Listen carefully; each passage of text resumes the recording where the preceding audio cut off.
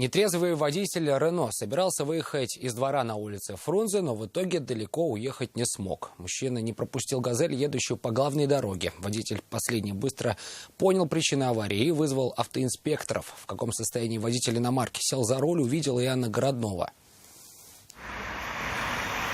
Кто стал виновником аварии, было понятно и без длительных разбирательств. Водитель Рено Дастер, выезжая со двора, не уступил дорогу «Газели», которая двигалась по улице Фрунзе. Остановить грузовик было не так-то просто. Обычная скорость, просто груженная машина, не могут вылетать. И водитель «Газели», автоинспекторы и очевидцы заподозрили, что мужчина, сидевший за рулем Рено, был пьян. От него исходил сильный запах спиртного, и вел он себя неадекватно. Еще раз.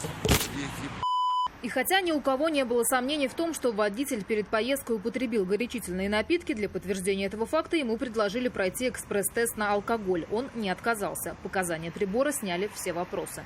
Результат 1,234. О вождении на законных основаниях водителю придется забыть на ближайшие 1,5-2 года. Также ему предстоит заплатить штраф в размере 30 тысяч рублей. Анна Городнова, Айрат Назипов, Наиль Абдуллин. Вызов 112.